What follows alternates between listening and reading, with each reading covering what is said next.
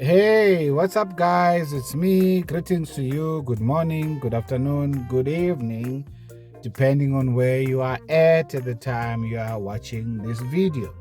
Now, this is an interesting one. As you know, our boys in rugby have made us very proud. We're a very proud nation right now, who are the champions of the world in 2 consecutive World Cups. So basically, we won the World Cup and we defended it. Now, apparently, there is a case of a premier in KZN who is not the chairperson of the ruling party, who apparently did not lift up the trophy because the chairperson lifted up the trophy. I mean, if I did not see this in the news, you can't make this stuff up, right?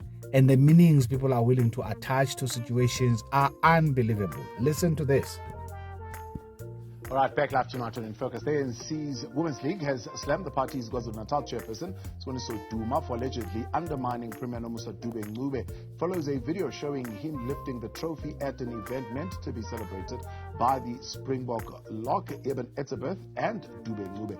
Political analyst Dr. Figile joins us now to shed more light on what is happening in this particular dynamic. Dr. Vilagazi, good to have you.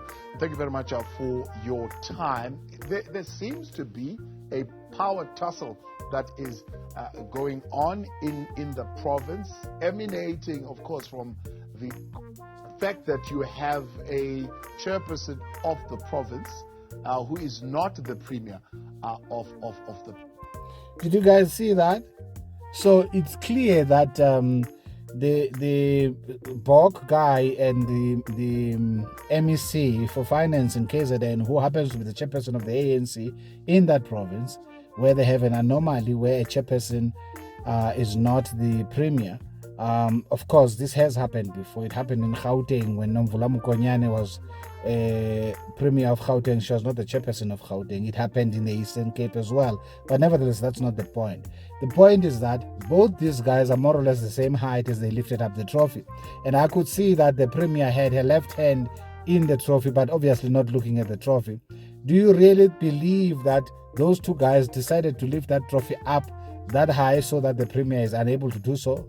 What stopped the premier from saying, okay, you pass it over to me now, it's my turn to lift it up? Do you think it has anything to do with the fact that she's not the chairperson of the province? Now, listen to this. Or the fact that she's a woman. You know, some of the things that are said by the so-called political analysts are nauseating. They make me want to puke and vomit. And the reason for that is they are so into identity politics that if so much I did something, so much as look at my wife in a certain manner, I'm not looking at her because she's my wife or she said something to me. I'm looking at her simply because she's a woman. You get the point? If so much I make a mistake and my spouse was involved in me making that mistake, I didn't make that mistake because I'm a human being who's entitled to make mistakes. I made the mistake because she's a woman. So everything now it's about you are a man and the other one is a woman. And for me, I'm sorry, that does not fly. I was not raised like that. My father and mother did not tiptoe around one another. They knew what their roles are. They complemented each other in the household. As a result, they've raised children who have a strong and solid foundation. And it's the same thing I'm doing here in my household with my spouse. But when you get into the world where people are thinking about identity politics, this is what you get. Listen to this analysis. Province. Why did the ANC allow this to happen? Because, for example, in Gauteng, it was very clear that after Panyaza Lesufi won, there will be a challenge, and David Makura was deployed elsewhere to make way so that the chairperson of the province and the premier of the province is one person. Why did they allow? First and foremost, that question is a misnomer. It's misleading. It's an incorrect. And if this lady is an analyst, she ought to have known that that's incorrect. It may have happened that way with Makura and Panyaza, but I've just given you an example where Mama Action was the premier and Paul Mashatile was not the premier. When Nomvula Mokonyane has never been the chairperson of the ANC in Gauteng, just in case you don't know. She's never been the chairperson of the province. So at that time, the chairperson of the province was Paul Mashatile. But yet the premier of the province was Nomvula Mukonyane, if you remember that very well. Okay, now, that being the case, it has happened. And even in what you call in other provinces, it has happened where the chairperson of the province is not the premier. Okay, there's absolutely nothing wrong with that. Whatever the reason or consideration may have been taken into account to ascend a person into the position of premiership has nothing to do necessarily, it appears, at least that's what the African National Congress would like, a picture they would like to paint publicly, to say you don't have to be the chairperson of the organization for you to be the premier, even though predominantly that's been the case in most of the provinces. But the question is misleading because it's focusing on what has happened right now between Panyaza and Makura. But before that, it has happened. So that's the first anomaly she needs to tackle. And then she gives an answer. But let's listen in. Good evening to you, Tabo, and to viewers at home. You would remember when KZN had the elective conference where Umama or Premier Nomusa Dube was elected as the premier. There were dynamics in terms of capacity, to lead the province in the context of the issues that were facing the former premier Usihle Zikalala in the province, around support, around allegations in terms of his leadership. You remember there were issues of water that he took to his house and so on, and citizens were not happy, particularly in the province. But also the issue of Usboniso Duma, the current chairperson, coming in with very little experience in terms of what is required of a premier. So the context at which Umama Nomusa Dube was nominated, as a premier is coming from that. But you also know that she had stood up from the floor, right, to be nominated as the chairperson of the province at that time, but she didn't get the votes. There was a lot of dynamic in terms of the who is who in the room, but eventually she got to be nominated as a premier candidate, mainly because of issues of lack of experience, lack of capacity within the NEC of the province that was nominated, that is currently led by the incumbent chairperson Usboniso Duma. And I think then the sentiments within KZN ANC was that perhaps Umama Nomusa Dube can lead because she's got the expertise, she's got the experience, she's got the qualifications, and in that way she would probably then lead a possibility of the chairperson becoming the next premier, because she's just really closing a gap in a sense that Baba Uzikalala had to leave that position. Yeah. So there are those politics, and that is how it happened. But I mean, we could see one of the things that some of us as analysts were saying at that time was that the ANC should not tokenize Umama Premier Nomusa Dube because she is a woman, because that's a gender dynamic, particularly in a province like KwaZulu-Natal, where we know that issues of patriarchy are very rife, but also necessarily, within the African National Congress itself, Tabo and viewers at home, where we have been actually asking the African National Congress what is happening within the political party called the ANC when it comes to the role of women in politics, the role of our mothers and our sisters and our aunts in leading the organization, when there's been a trend that you were seeing really from the leadership of Mama Uwinimadikiza Mandela to people like Umama Obalegambete as speakers. I can name them, there are many, right? Very amazing politicians, women politicians that are not able to rise into positions of influence. We tasted it with Mama Upumzile Mlambonguga briefly, and then they deployed her to the UN, and she never came back into the position of the presidency. So it's those politics, and KwaZulu-Natal, Siboniso Duma is really demonstrating that culture within the ANC to say they are not capable of enabling really that non-sexist culture within the organization as enshrined in their constitution. How do they intend to handle? Wow, that was mouthful. And you know what? If you believe anything that this lady has just said, I have a bridge to sell you. This is nothing but an ideologue masquerading as a political analyst. And by the way, this ideology is a communist ideology. if, for an example, we now have to argue about equality of men and women, which for me, I don't see a need to argue that because it's supposed to be a given. And therefore, people who argue that women must be given a space to ascend into leadership, meaning men must be suspended or men should not be allowed to volunteer their names for certain leadership positions, those people literally have already admitted that women are weaker than men and women cannot compete with men. That by default. And that's the argument she just made right now. A special environment must be created for women to be able to access power, to ascend to power. She's speaking about Obaboleka Mbete and Winnie Mandela. But who were they competing against? Their peers, whom they were competing against, were heads and shoulders above them, hence they didn't make it into the office. Okay? So if we really believe that men and women are equal, this argument should die its natural death. Unless we are accepting that women are inferior than men, which I don't believe anybody who has a sense of reality believes such a lie. Okay? But these people who keep on saying women must be given why are women supposed to be given an opportunity? Did you see how Ramaphosa took that trophy from Sia Colisi in France? Did it appear to you that Sia wanted to give the trophy to Ramaphosa? These are some of the ideal,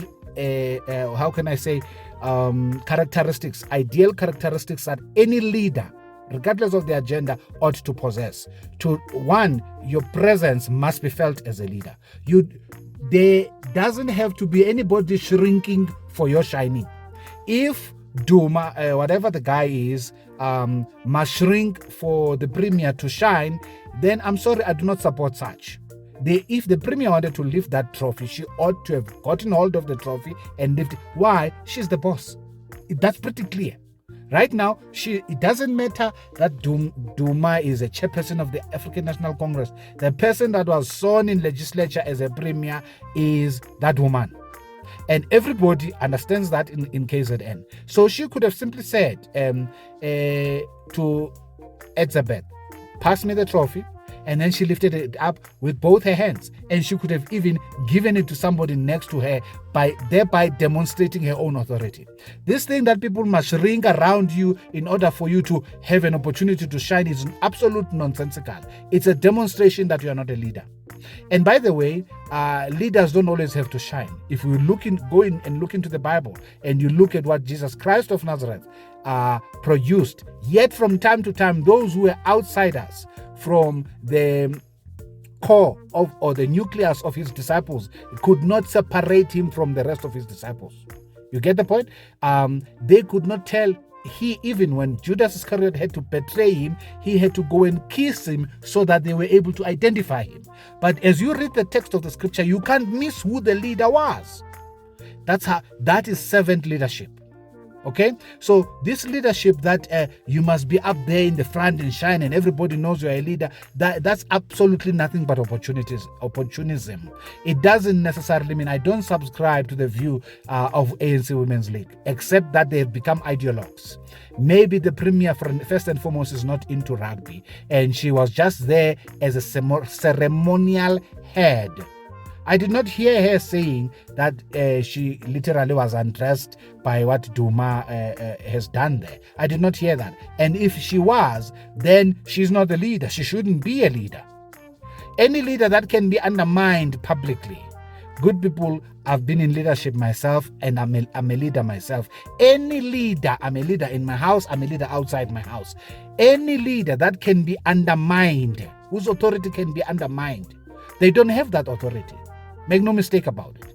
But anybody who has authority will make people around, if they need to make that power felt, they will make it to be felt by whosoever.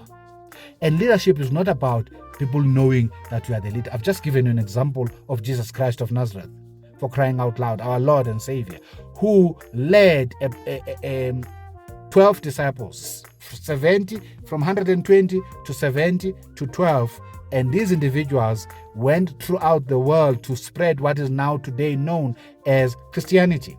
These individuals began as cowards. If you read the accounts in the Gospels, you'll see what I'm telling you.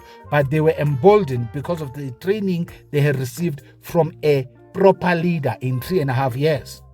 Make no mistake about it. So I'm not so sure. Why are people supposed to shrink around you for you to shine as a leader? I've worked with a woman whose name I would not mention, and she was a leader, and we complimented one another.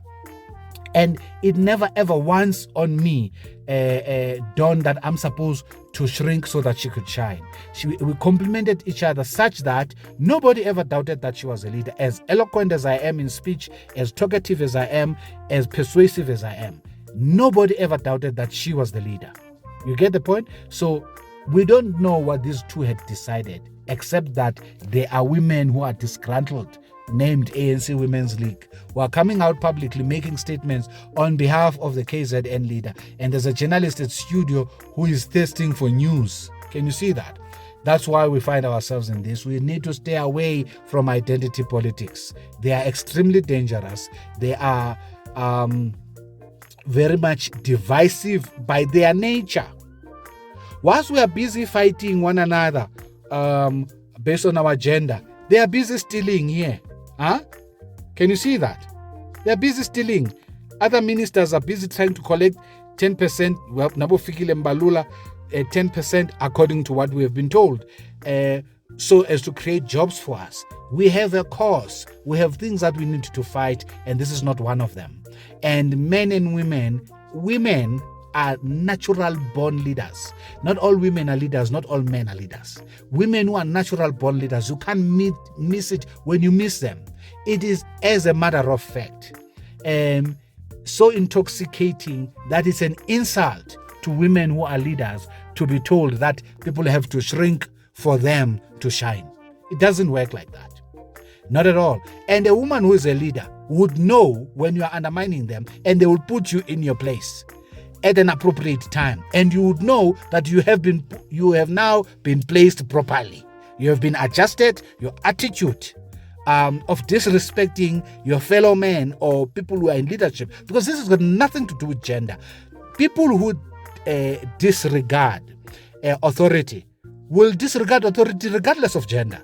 To suppose that Duma lifted that trophy because the premier was a female, I mean, really, that's a long shot, guys. I'm sorry, I don't buy it. Maybe Duma is a male chauvinist, I don't know. He has not given me any reason. I thought this is a most humble individual when he himself, having been elected by a Congress, people were singing, Puma Sihle, Puma. You remember that? Now, this guy was elected under such fire, and he said he is not taking the premier role. I thought, what humility, right? And now today he stands accused of other things, that maybe he's a male chauvinist. And you buy this lie, you yourself are going to fall prey of the same. We need to be very, very, very careful of people who are seeking to divide us based on our gender. I'm not convinced that Duma is a male chauvinist at all. I think that it was humility for him to shrink the way that he did and said publicly that he's not going to be a premier at that particular moment. He had no reason not to take the premiership.